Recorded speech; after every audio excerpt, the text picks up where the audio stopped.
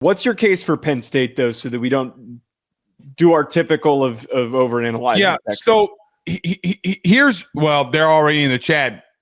Are you getting yelled at? Yeah, getting yelled at. Okay. The reason that I think that Penn State, for me, is the number one team coming into 2025 is very simple. Joe, they got enough returning. I love that you have a quarterback, running backs.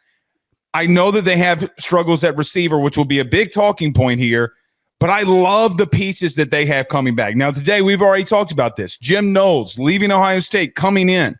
They've been top 5 defensively the last 2 years, potentially could do it a third with Jim Knowles. I just think that Andy Kotelnicki can help this offense take the next step now going into year 2. Now, I am banking on that Drew Allar, also takes that next step with Andy Kotelnicki. That's the banking that I'm bringing in. I don't have any logic necessarily behind it. I see the big arm. I see a lot of stuff that he makes, but he's got to be a better decision maker. He's got to do better things on third down. But I like them enough, and I think that when I look at a team, talent for talent and experience coming back, I always look at coordinators, coaches, and quarterback. What do you have returning? Joe, I don't know if they're going to lead it. I do not know if at the end of this that they're going to be the number one team in the country when it's all said and done a year from now. What I do know is that if you told me and you woke me up from a coma a year from now and said Penn State won, it'd be like, well, number one, James Franklin finally got over the hump. But then number 2, I would say, oh, well, that means that Andy Kotelnicki and Drew Allar took their next step to get where they needed to go.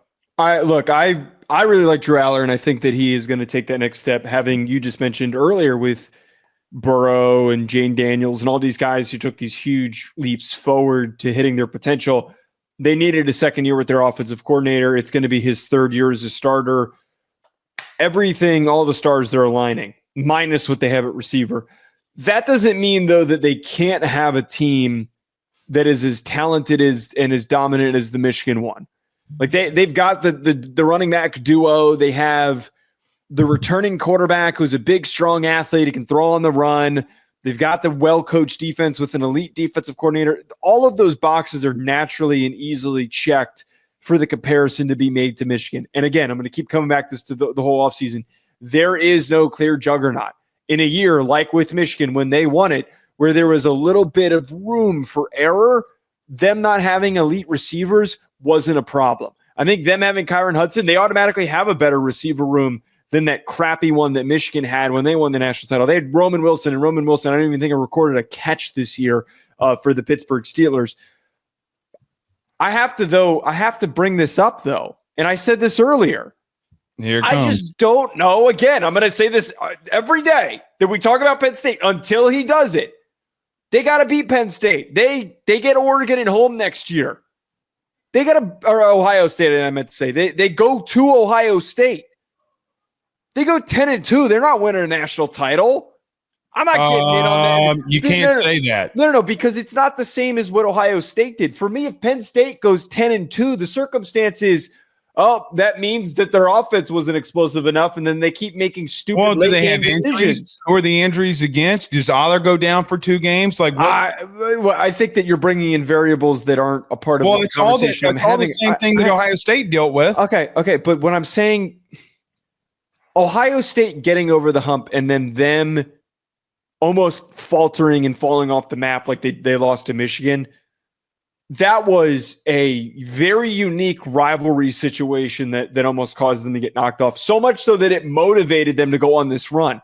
I don't think Penn State has that same circumstance. If they don't beat Ohio State and Oregon this next year, the same shit applies. James Franklin can't win the big games. And when you don't have the right guy to prepare his team, that needs to get brought up. I have him at number 2. Very fair. That's very fair. I can't ignore that. Okay. And look, I'm not I'm not banging the drum in reference to if you want to have the debate. I'm with you. Like I said, I just think that Drew Allar takes another step with Andy Kotelnicki. They got to figure something out at receiver. I'm with you. And that is a massive concern because, listen, here's the God's honest truth. You got to be able to throw the ball in crucial situations, man. I know that you're right. It's so difficult to say that when they're a yard away against Ohio State, You look at them against Notre Dame. It's difficult to say that, but those same things came to light, right? Like, I mean, look, I don't think that Will Howard is as talented as Drew Allar. I really don't. He started a national title game, 15 of 16. I mean, what was the difference? Better receivers. So I like Kyron Hudson a lot. In this last preseason, when I watched a shitload of USC film, okay, because LSU played USC, whatever. Brother, did you know that 2 years ago this man blocked 3 punts? Did you realize that he blocked? He is, dude. I'm with you on Kyron Hudson. I think that the kid can be a game changer. I don't think the catch that he made against, I was speaking of LSU, the catch he made against LSU, the one-hander, them not going back to him is criminal. Lincoln Riley should be fired for just that alone. Yeah. I think it's a bigger thing, but he's not a receiver that gets a lot of separation. He's just big, physical, and talented. So, look, they got to figure something out. They need to get some speed. Tyler Warren is gone. He solved a lot of their problems a year ago.